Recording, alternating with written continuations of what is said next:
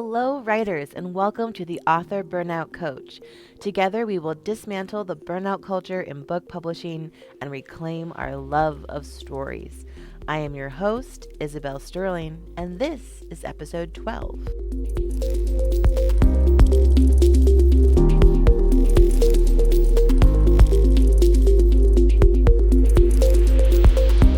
Hey, friends. As you know, I missed last week. Our kiddo was sick and for a few days, and then I was sick. And holy fuck, was that the worst stomach bug of my life. And you can hear my voice is still a little affected from all of the things that happened. I will say daycare is just a double-edged sword. It is wonderful and also made me feel terrible. That said, it was actually kind of the perfect example of the topic that I had already had planned for us.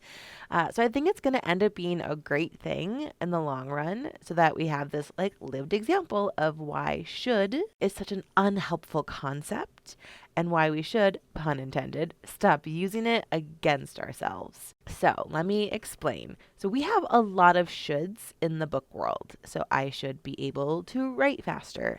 I should be able to hit this deadline. I should read more, etc., etc. Sorry, I'm just very distracted by how low my voice sounds in my own ears. I don't know how it's going to sound on the recording, but it's very strange to me. So anyways, I think the best way to sort of explain why I think should is something we shouldn't use against ourselves is sort of through context. And I think that what happened this past week and my decision to not record this podcast and dissecting that decision is going to really beautifully illustrate this concept. So I guess good thing I got sick, question mark. All right, so just sort of walk you through what happened. Last week, I had intended to write and record on Friday, which is typically sort of not how I always want to do it, but that's sort of what the plan was. And then that got interrupted when my almost 2-year-old got sent home from daycare because he got sick everywhere. So I had to stop everything, decided, you know what, it was more important to me to just shift into mom mode, take care of this sad, sick little dude. And then, I'll just do the podcast Monday. It's not ideal. I don't like doing a podcast the day before it launches, but totally doable. And then on Sunday, I got sick and had truly one of the worst nights of my life. And I will spare you the details, but it was truly the worst. And then so Monday rolls around and I have the podcast sort of on my calendar. I just felt miserable. I had barely slept. My head hurt. There was approximately one position in this sort of semi-horizontal, tilted state on the couch where I was not painfully nauseous. And I'm sitting there lying there, trying to decide if there's any way I can do this podcast. And I'm sort of negotiating for myself, maybe I can just do it super short. Maybe I do just a podcast to be like, hey, I'm sick and it's okay to take a break. So here's a podcast saying that I'm taking a break. Peace.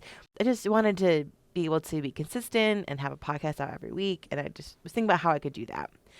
And part of the reason why I was sort of thinking through that, I had all these shoulds in my head. I should be consistent. I should keep my word to my audience. I should stick to my schedule. I should show dedication to my work and do what I say I'm going to do. That's what all of the experts say. At the same time, right on the heel of this parade of shoulds, there's this slew of opposing shoulds that are coming in too. I should rest. I should listen to my body. I should trust that my listeners, hello, thank you, they're not going to forget me if I just miss a week because I'm sick. They're not going to be never heard of this Isabel person. And so here is the problem with telling yourself that you should do something, is it artificially takes away all of your power and agency. It hides the fact that you have the ability to make a choice and own the consequences of that choice, both positive and negative. And also it just generally feels like shit. So when we put this in the context of last week's missed podcast, if I had let myself believe that I should record no matter what, regardless of what I chose to do, it would feel like complete ass. So if I recorded while I was feeling terrible because I was thinking, oh, I need to, I likely would have felt like a victim to my podcast, which, no, thank you. That is not how I want to feel about a project that I love. I don't want to feel like, oh, it's so terrible that I'm working when I'm so sick, but I feel like I should, like, I don't want that energy in what I'm creating for you. And if I didn't record, even while sort of thinking that I should, I likely would have told myself all of these stories about how I'm a failure for not fulfilling this like should that all the experts say I should do. I could have used it as proof that my coaching business is never going to be as successful as I believe it can be. And like, here's the thing. I intend to be an incredibly successful coach because I intend to help hundreds of writers heal from burnout and create thriving, happy, healthy careers. And that's just the people I intend to help, like one on one, that I'm coaching directly. I intend for there to be thousands and tens of thousands of writers who start to make that shift, even if they never actually work with me because of listening to my podcast or because they're, taking advantage of my like free stuff like this. The reason that that's so important to me is that the more of us who make that internal shift, the better chance we have of shifting the entire industry and saying goodbye to this whole burnout thing that is so baked into publishing. And I don't have time to should all over myself if I want to be changing this industry. So here is how we let go of shoulds, take back our power, and make decisions we feel good about. So step one is we need to wiggle out of believing that the should is true. We need to wiggle out of really buying in that we should do something. So one way to do this is to acknowledge the existence of an opposite should. And this happens in nearly every situation. So in this case, I should record versus I should rest and like listen to my body. And I could have polled experts and friends and, just the general internet and gotten a mix of both. You should go ahead and do it. You should go ahead and rest. And because I can find answers for both, it makes the shoulds completely meaningless. And also, as a side note, I will probably do a separate podcast all about this. But this is also why I don't love the idea of like crowdsourcing for validation, because you can always find someone who agrees with you. So just agree with yourself and back up your decision, because that's where you have the most power. Anyway, step two. So once you've wiggled out and you're not 100% in belief that this should is the one and only should, I want you to acknowledge that every option has pros and cons. And we don't even need to write out the pros and cons. Just simply acknowledging that they exist and that you could make a strong argument for either option helps you eliminate the idea that there's one right answer. There's not one right answer. There's only the answer you choose on purpose to decide is right. So in this example, I could have recorded and talked about how I was proud of myself for showing up anyway, and that I was going to, show up, do it, and then make sure I got plenty of rest after. I could have done that, and that also could have been right. But since I'm personally on a journey of learning to listen to my body and trust that rest is an important part of success, that's why I didn't want to go that direction. I wanted to lean into the thing that is sort of against my sort of normal nature of like overwork. And I feel really good about that decision too. And so that brings us to step three, which is kind of what I was just talking about, which is if you ask yourself, if any option can be correct, what do you want? And as much as I, wanted to say like, 5 years in the future, I could be like, ooh, I'd never miss a single week. Woohoo. That isn't what I wanted in this case. If I had chosen that, which again would have been fine, but for me, that tends to lead more towards the perfectionism that I'm trying to unwind and the need to do things correctly and right, and my tendencies to like overwork and be prone to burnout. I've done that before. I've done the trying to be perfect and the overworking. I wanted to practice honoring my need for rest and recovery. I wanted a chance to trust that I could have my own back about the decision to take a week off, even if it meant my brain would tell me I was a failure. It was a chance to practice self-compassion and self-trust, to really practice what I preach. Like, these are a lot of the things that I teach in my program, and things that don't come naturally to me. And I think that's why I teach them, because I know what it's like to not to not do them, and I know how hard it can be to start implementing some self-compassion in terms of like your productivity. And this was, I think, a really good example and a way for me to practice that for myself and to be an example of what it is I teach my clients. And to practice knowing that my value as a person isn't tied to productivity. Even my value as a coach isn't tied to being like perfectly productive. So with that, I chose, it's like, I'm going to miss this week of the podcast, and I'm going to be okay with the disappointment of not having a so-called perfect, release of episodes. And I decided that once I was fully recovered, and I'm probably like 60%, 80% recovered right now. So, once I'm fully good, I'm going to make it a priority to get a couple weeks ahead with recordings without hustle, without pressure, just do a couple back to back so that when I'm sick again, which, toddler and daycare, it's going to happen. I'm not going to have to make this choice again in the future. I'm going to be able to plan ahead for this. So that's sort of like the gift of having to have this missed week is giving me. And I'm choosing to look at it that way, which is step 4, having your own back, no matter what. So once this decision was made, I had to consciously remind myself that I'm not going to second guess. I've made the decision. I'm going to stick to it. I'm not going to berate myself. I'm not going to look for the reasons it was wrong. Instead, I'm going to actively look for the reasons it's right. And here's one of those reasons. I'm able to, walk you through this entire process for this podcast about why should is something that's unhelpful, which I was planning to already do, and now I have a beautiful example of it. Now, of course, this doesn't mean you're always going to rest and never do anything, but I just want to reframe that when we get rid of should, we can still do the same actions, but do it from a place of power and authority and agency, and not because we feel like we are being strung along by the sort of all these external shoulds and demands on ourselves. So to give a different example, we'll put mine away for a minute.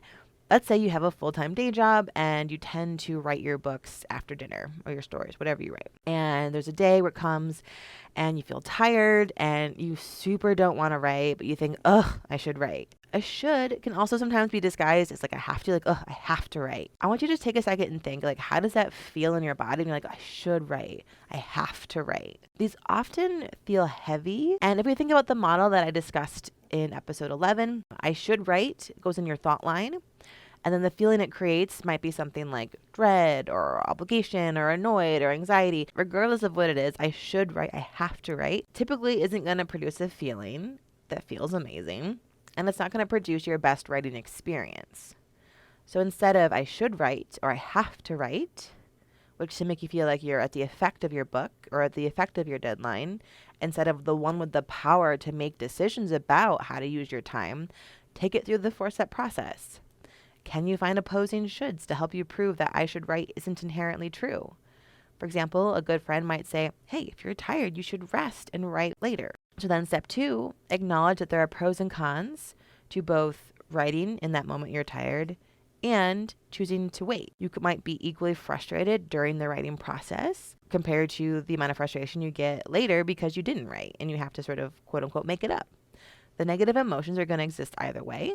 There's pros and cons for both. So once you can acknowledge that, now you get to decide what you want and be honest about it. Maybe it's, you know what, I do want to write, even if it doesn't feel fun, because I know I'll be glad that I did. And just consider how these different thoughts create different feeling lines. And again, in our model, go back to episode 11 if you have no idea what I'm talking about. Think about how I should write versus I'm choosing to write versus I want to write versus I'm willing to write even when I don't want to. Just be willing to own the truth, what is the truth of the situation, and own that with love and compassion. For me, sometimes the truth is I am willing to write because I want this book finished because I don't need to get paid. And that's okay. I can own that because sometimes my truth is that writing lights up my entire soul from the inside out. I'm willing for both of those to be true.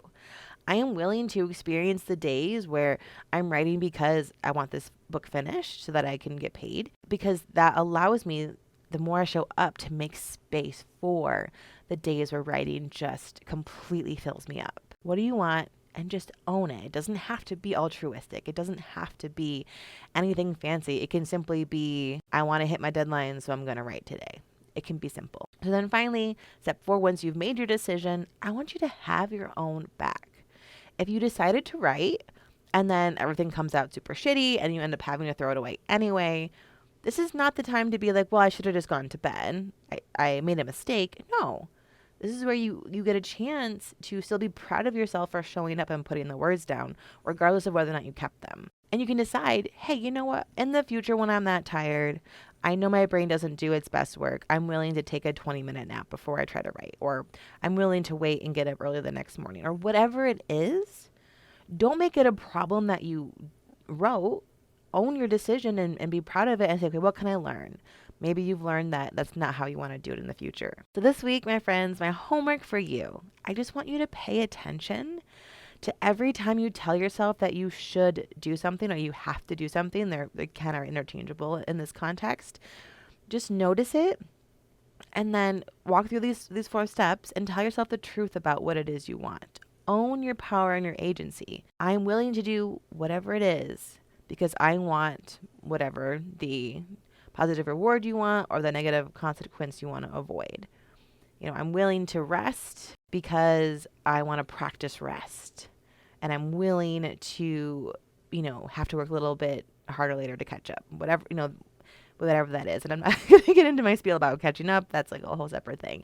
But, just sort of own what it is. I'm willing to miss this writing session for these reasons. I'm willing to write anyway. I'm willing to write when I don't want to because of whatever. Just be honest with yourself and stop telling yourself that you should do it, because all that does is create artificial pressure and takes away your power to know that you get to decide what you do with your time and your creativity. So I want you to be curious about how owning your choices affects your feelings and the types of results you achieve. And just see how this one little shift of letting go of the shoulds, that one little shift, it can ripple through your entire writing life. And if you are ready to go all in on shifting your relationship to writing, to give it a full overhaul, I invite you to work with me one-on-one. When we work together for 4 months, I get to help my clients learn how to own their decisions, set healthy boundaries with deadlines, trust themselves. Most importantly, we set up a career that is free from burnout. And I want that for you. I want that for all writers. So if you're loving this podcast and you're like, hell yeah, I want to do more of this and talk to Isabel one-on-one every week and really get into it, visit me at isabelsterling.com. There's all the details. You can schedule a free call and we can talk through your specific circumstance and make sure that it's a good fit for your goals. Or if you're a hell yes, you can actually just enroll directly on my website and we'll schedule your first coaching session. Until next time, friends, stay curious, let go of the shoulds, and happy writing.